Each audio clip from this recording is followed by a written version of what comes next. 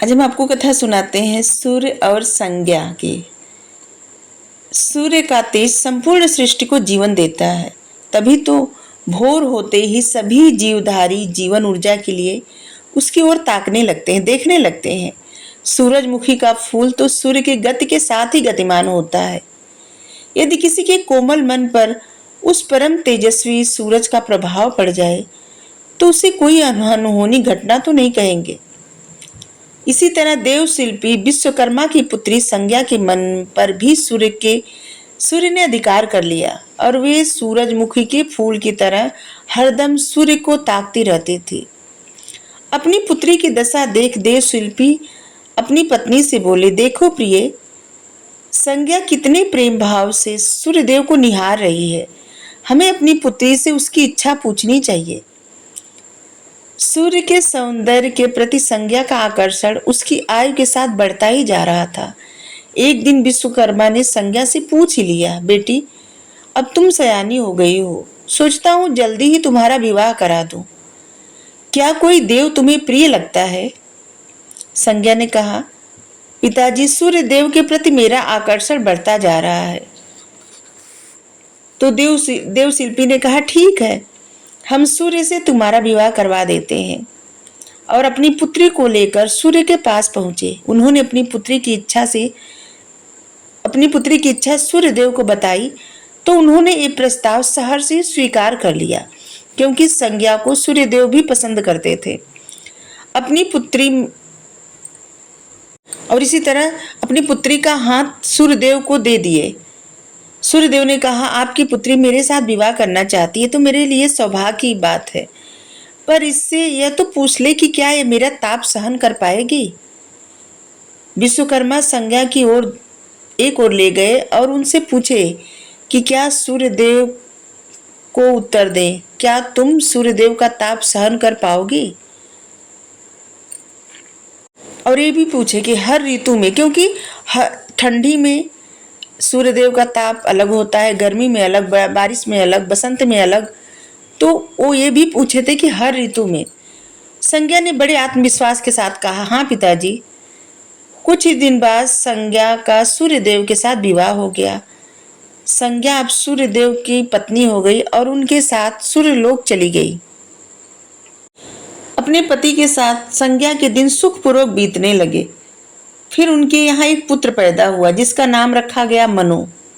अनेक ऋषि मुनि बालक को आशीर्वाद देने आए। यह बालक ज्ञानियों में महाज्ञानी हुआ। ऋषियों ने भविष्यवाणी की थी और आशीर्वाद सच निकला। जब वह कुछ बड़ा हुआ तो ऋषि मुनियों ने शिक्षा ग्रहण करने के लिए सूर्यदेव और संज्ञा को अपने बेटे पर इतना ज्यादा गर्व था कि उनका पुत्र इतना महाज्ञानी है, क्योंकि वो ऋषियों और मुनियों से शिक्षा ग्रहण किया था। एक बार सूर्यदेव का तेज अपनी चरम सीमा पर जा पहुंचा। संज्ञा की चमड़ी झुलसने लगी। सूर्यदेव ने उसे अपने पास बुलाया तो वह अपनी आंखों पर हाथ रखकर उनके पास पहुंची। सूर्यदेव बोले, संज्ञा, तुमने अपनी आंखें क्यों ढक रखी है? नेत्र खोलो और मेरी ओर देखो, मैं तुम्हारा पति हूँ। तो संज्ञा बोली, आपका तप हमसे सहन नहीं हो रहा है। तो सूर्यदेव ने कहा, विवाह से पूर्व तुमसे पूछा गया था कि क्या तुम मेरा ताप सहन कर पाओगी। तुम्हारी सहमति पाकर ही मैंने तुमसे विवाह किया था, लेकिन अब तुम ऐसे वचन बोल रही हो, अपने वचन से फिर रही हो। सूर्यदेव ने कुछ क्रोधित होते हुए कहा। तो संज्ञा ने कहा, स्वामी, इसमें मेरा कोई दोष नहीं। सूर्यदेव और भी कुपित हो उठे और बोले, सुनो संज्ञा, प्राणवान वस्तुओं को जीवित रखने वाला मैं ही हूं, परंतु तुमने मेरी ओर सभी को जीवित करने वाला मैं ही हूं, सब में जीवन देने वाला मैं ही न रहूं तो बहुत दिन तक कुछ भी जीवित नहीं रहेगा। ये प्रकृति नष्ट हो जाएगी, सब कुछ खत्म हो जाएगा, परंतु तुमने मेरी ओर से आंखें बंद कर ली। तुम्हारे गर्भ में जो बालक उत्पन्न होगा वह यम होगा। यम अर्थात मृत्यु का देवता। संज्ञा वहां से भाग जाना चाहती थी, लेकिन बच्चों का मोह उसे विवश किए हुआ था। संज्ञा की एक सहचरी थी, उसका नाम था छाया, जो हूबहू संज्ञा की जैसी दिखती थी। उसने छाया को बुलाया और अपनी समस्या बताई। सुनकर छाया बोली, बताओ मैं तुम्हारे लिए किस प्रकार मदद कर सकती हूँ तुम्हारा। संज्ञा बोली, तुम मेरे पति के साथ रहो और ऐसे बताना कि तुम संज्ञा ही हो और मेरे बच्चों का लालन पालन करना। और जब भी कोई पूछे तुम अपना नाम संज्ञा ही बताना, किसी को ये भेद मत खोलना। यह कहकर संज्ञा चली गई तपस्या करने। लेकिन छाया ने कहा कि अगर सूर्यदेव पहचान गए तो और मुझे दंड देने लगे तो तब तो मैं सारा भेद खोल दूंगी। तो संज्ञा बोली, ठीक है, तब तुम बता देना। और बोली कि अब जाओ, तुम मेरे बच्चों को संभालो। तुमने मुझे बहुत कठिन काम सौंपा है संज्ञा। छाया बोली, फिर भी मैं भरसक प्रयत्न करूंगी। और फिर वहां से छाया चली गई और संज्ञा चली गई तपस्या करने वन में। लेकिन वन जाने से पहले संज्ञा गई अपने पिता के घर और वहां पे उसका बड़ा सत्कार हुआ। सब लोग मंगल कुशल पूछे। तब उनके पिता ने पूछा कि तुम क्यों आई हो। तो बताई कि गर्मी के मौसम में सूर्य का ताप हमसे सहन नहीं हो रहा है और संज्ञा कुछ दिन वहां सुख से रहना चाहती थी। लेकिन एक दिन उसके पिता ने कहा, तुम्हारे आने से मुझे बड़ा हर्ष हुआ, परंतु विवाह हो जाने के बाद स्त्री को मायके में अधिक समय तक नहीं रहना चाहिए। अब तुम अपने पति के घर जाओ, फिर कभी हमसे मिलने आना। तुम मुझे बहुत प्यारी हो, किंतु पति का घर स्त्री का घर होता है।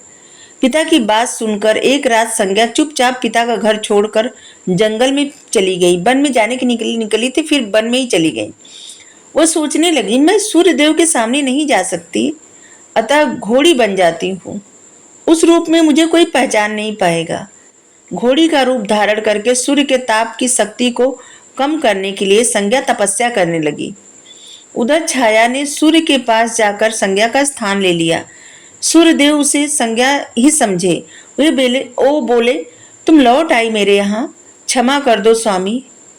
छाया बोली, मैंने अपनी दुर्बलता को जीत लिया। संज्ञा, मैं तो कब से तुम्हें क्षमा कर चुका हूँ। अब घर की जिम्मेदारी संभालो, बच्चों का लालन पालन करो, ऐसा सूर्यदेव कहे। समय बीतता चला गया। छाया ने एक पुत्र और पुत्री को जन्म दिया। अब छाया का व्यवहार बदलने लगा। वह अपने बच्चों से ज्यादा प्यार करती थी, लेकिन संज्ञा के बच्चों को ताड़ने लगी और उसके साथ दुर्व्यवहार करने लगी।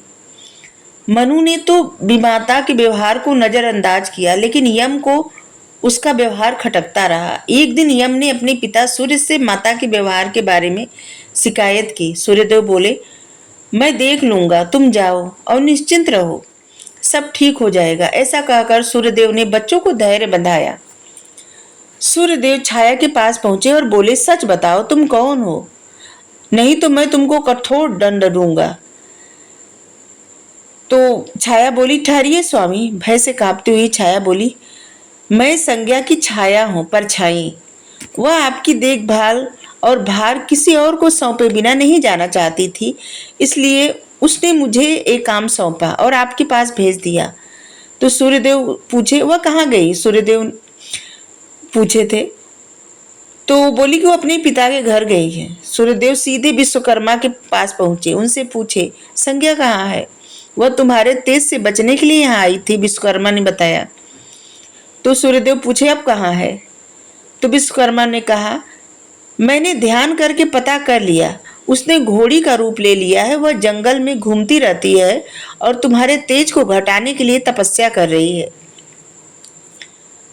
तो सूर्यदेव ने कहा, तो आप मेरा तेज घटा दीजिए, फिर उसे खोजने चलते हैं।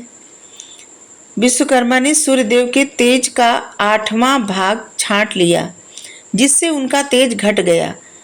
फिर वे संज्ञा को खोजने निकले। उन्होंने राहगीरों से पूछताछ की, तुमने इधर कोई घोड़ी देखी है? एक राहगीर ने बताया, हाँ, एक विलक्षण घोड़ी को हमने नदी के पास विचरते हुए देखा था। उसमें विलक्षण बात क्या है? तो बोले कि वो घोड़ी मानवी भाषा को बोलती है।